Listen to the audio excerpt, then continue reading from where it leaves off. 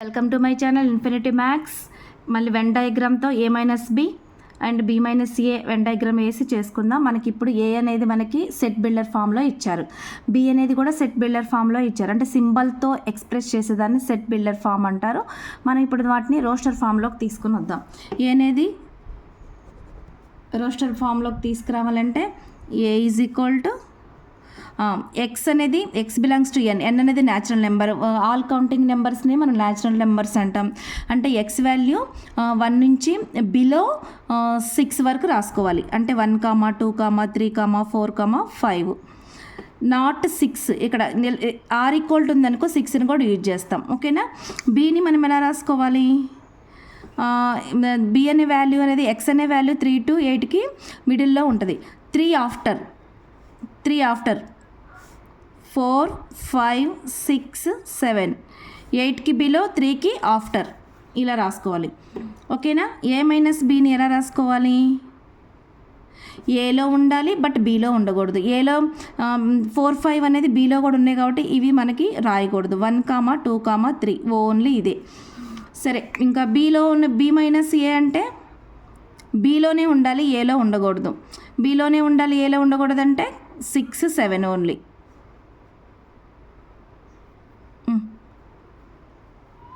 6, 7 మాత్రమే ఉండాలి. ఫస్ట్ మనకి దీనికి వెన్ డయాగ్రామ్ వేద్దామండి. వెన్ డయాగ్రామ్ ఎలా వేస్తాం కదా,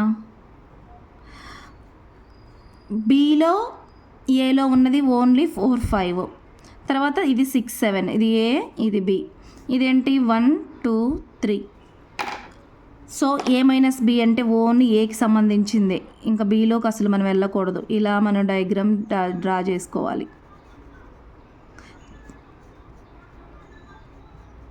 నేర్చుకోండి, కాన్సెప్ట్ నేర్చుకోండి. బట్టి బట్టమాగండి సేమ్ రావు, సేమ్ అనేవి ఇక్కడ రావు. మీకు కాన్సెప్ట్ వస్తే ఏదైనా చేసుకుంటారు. క్యాలిక్యులేషన్ బాగా నేర్చుకోండి, ఎడిషన్ సబ్స్ట్రాక్షన్స్ నేర్చుకోండి. చాలామంది పిల్లలకి పేపర్ దిద్దేటప్పుడు మొత్తం అదే మెయిన్ ప్రాబ్లం అవుతుంది. క్యాలిక్యులేషన్ చెయ్యట్ల వాళ్ళు సరిగా. పాపం ఎంత కాన్సెప్ట్ నేర్చుకున్నా ఎల్సిఎం దగ్గర బాగా మార్క్స్ పోతున్నాయి. ఇది 2 మార్క్స్కి కంపల్సరీగా 2, 4 మార్క్స్కి వస్తుంది. సో కాన్సెప్ట్ నేర్చుకుంటే ఇట్స్ వెరీ ఈజీ. ఇది ఏ మైనస్ బి, సారీ ఇక్కడ ఇది ఇలా రాశాను. A minus B is equal to 1, 2, 3.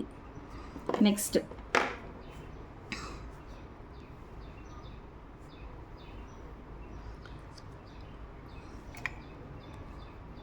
Same 4, 5 అని బోత్లో ఉన్నాయి, అంటే ఇంటర్సెక్షన్ లాగా ఉన్నాయి. ఇది 1, 2, 3. సరే, ఓన్లీ బీనే కదా, 6, 7 కదా. ఇది నీట్గా ఇలా రాసుకోండి. చక్కగా కాన్సెప్ట్ నేర్చుకోండి.